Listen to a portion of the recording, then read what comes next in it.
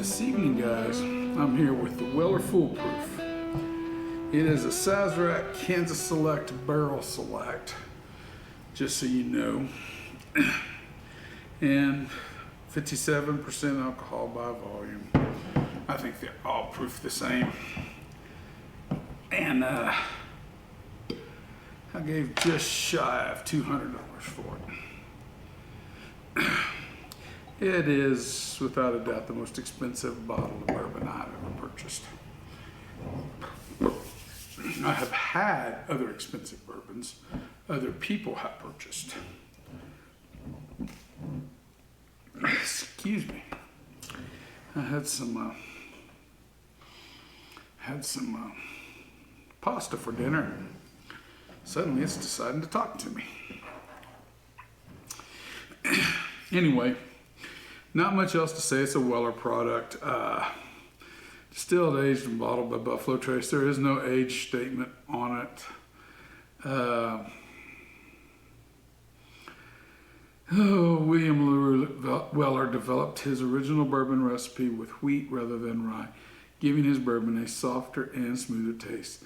This, combined with the philosophy of honest whiskey at an honest price, helped propel his bourbon to its renowned status. His bourbon, bottling at 114, this bourbon forgoes chill filtration, leaving behind all the naturally occurring oils from the aging process and preserving the full flavor of the bourbon, the whiskey that satisfies the demand of the whiskey enthusiast, honoring the man who made wheated bourbon a legend. So, I have stated on here before, I do prefer rye bourbons to wheated bourbons, but you can go too far with the rye as well. But that being said, I already did a morning live with this a little bit, so I've kind of got a idea of what I'm getting into. I think it's about a month ago I did that. So I've kind of let my palate rest, let this rest in the bottle a little bit. Let's see where we're at. Packaging wise, I do like the packaging on it. Simple, plain, straightforward, everything's there that you need to know about it other than the age. So I think on the package, on the aesthetics part of it, we're gonna go ahead 1 out of 10. Let me make sure I'm doing this right again. Good Lord. I don't know what's going on. 1 out of 10, I'm gonna give it a 9. Maybe I've had a little embossing and the age on it. Might give it a 10 then for sure. Nice dark walnut brown color. It's a beautiful color. Legs are very slow to develop. Very slow to develop. Nice, oily. Nose is cherries. Oh, it's a lot like the full antique in that aspect. Lots of cherries. Lots of fruitiness. Even a little peach in there, I think. Soft from the wheat. Excuse me. I'm so sorry.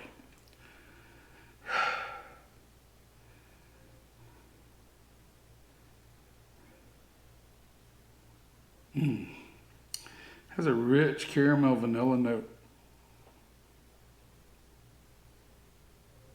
Subtle spiciness to it, more than likely from the wood. It's a very nice nose. For a wheater, it has a very nice nose. I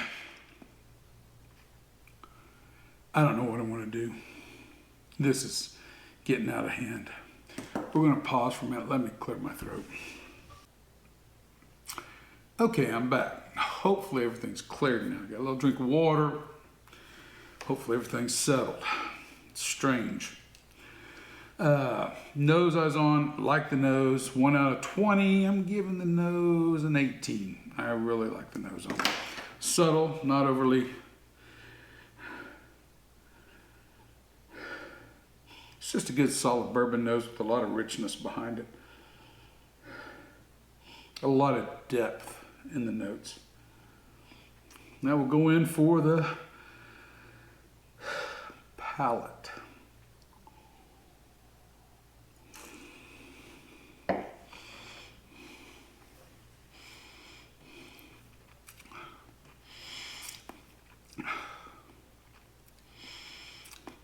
That's a subtle sting from the ABV. That's not bad. Not bad at all, in fact. It's more of a spiciness. More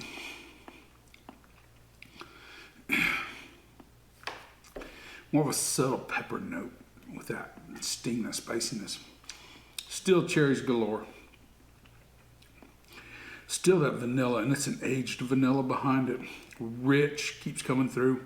The caramel's rich, keep coming through. I still get that subtle hint of peach in there. It just it really comes through after it's kind of processed through. It's got a nice fruitiness, sweetness, vanilla backing, an ever so slight bit of a generic pepper note.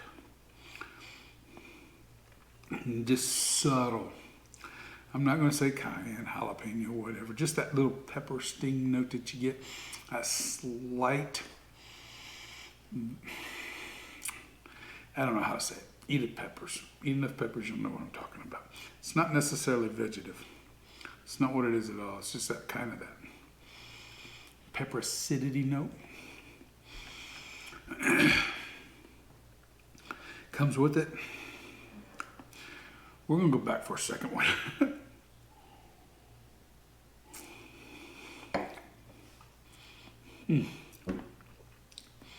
Now that my mouth is acclimated, this is a very rich bourbon. Very well done. A lot of the oils, casks are good. Proof is great. Still getting those basic flavor profiles. It's building. So flavor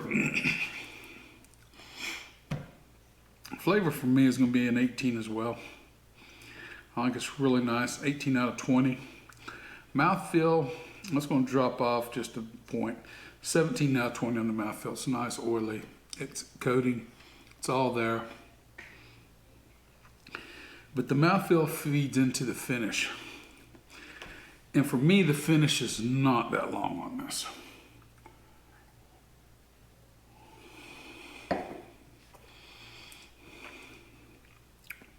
It could have a subtle bit more mouthfeel.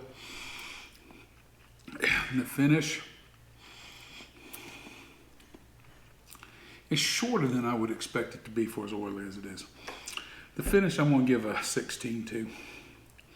Value, 1 out of 10 on the value. I'm sorry, but at what I paid for it versus what it is in the reality of the bourbon market, it may make sense. But the reality of the normal consumer, it makes no sense. So for the value, because